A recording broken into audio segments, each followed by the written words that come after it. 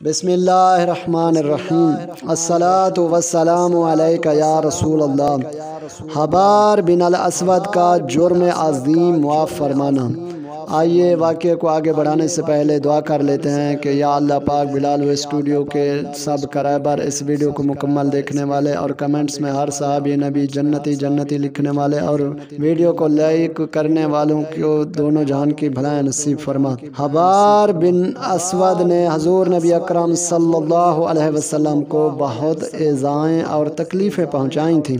ہجرت کے بعد حضور نبی اکرم صلی اللہ علیہ وسلم نے اپنی صاحبزادی زینب کو مکہ معظمہ سے مدینہ طیبہ لانے کے لیے اپنے غلام حضرت ابو رافع اور سلمہ بن اسلم کو بھیجا۔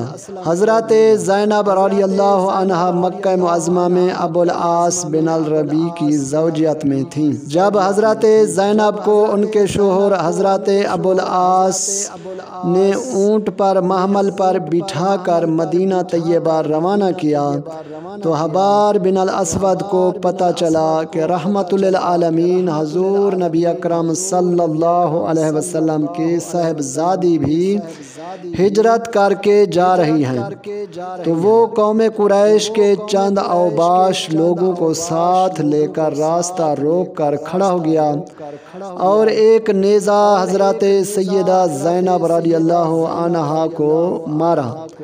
آپ اونٹ سے ایک بڑے پتھر پر گر پڑی۔ حضرت زینب حاملہ تھیں۔ نیزہ لگنے اور پتھر پر گرنے کی وجہ سے ان کا حمل ساقط ہو گیا۔ وہ بیمار ہو گئیں اور اسی بیماری میں ان کا انتقال ہو گیا۔ حبار بن الاسود کی اس شنیع حرکت پر حضور نبی اکرم صلی اللہ علیہ وسلم کو سخت ناراضگی اور جلال تھا، یہاں تک کہ آپ صلی اللہ علیہ وسلم نے حبار بن الاسود کو قتل کر دینے کا حکم دیا۔ فتح مکہ کے ایام میں آپ کو بہت تلاش کیا مگر وہ ہاتھ نہ آیا۔ جب حضور نبی اکرم صلی اللہ علیہ وسلم مکہ معظمہ سے مدینہ طیبہ واپس تشریف لے آئے تو ایک دن اچانک وہ مجلس شریف میں نمودار ہوا اور زور سے کہنے لگا کہ یا رسول اللہ صلی اللہ علیہ وسلم، میں اسلام کا اقرار کرتے ہوئے حاضر ہوا ہوں۔ میں آپ کا مجرم ہوں اور اپنے گناہوں پر شرمسار ہوں۔ رحمت للعالمین حضور نبی اکرم صلی اللہ علیہ وسلم نے اپنا سر مبارک جھکا لیا اور حبار بن الاسود کی معذرت خواہی کی وجہ سے اس پر عتاب کرنے کے بجائے اس کا اسلام قبول کرتے ہوئے فرمایا کہ اے حبار، میں نے تجھے معاف کیا اور اسلام تمام جرائم کو ختم کر دیتا ہے اور گزشتہ گناہوں کی بنیادوں کو فنا کر کے دیتا ہے۔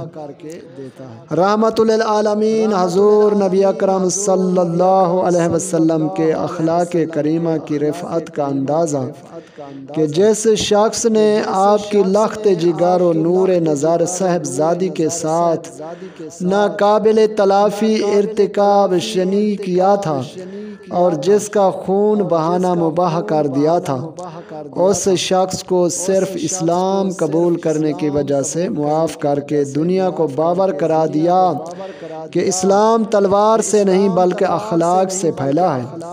حضور نبی اکرم صلی اللہ علیہ وسلم کو عمر بھر تکلیفیں دینے والے جس کسی شخص نے آپ کے حسن اخلاق کا تجربہ کیا تو اس کو یہی کہنا پڑا کہ اعلیٰ حضرت امام اہل سنت فرماتے ہیں، کر کے تمہارے گناہ مانگے تم ہی سے پناہ، کر کے تمہارے گناہ مانگے تم ہی سے پناہ، تم کہو دامن میں آ، تم کہو دامن میں آ، تم پہ کروڑوں درود۔ صلو علی الحبیب صلی اللہ تعالی علی محمد۔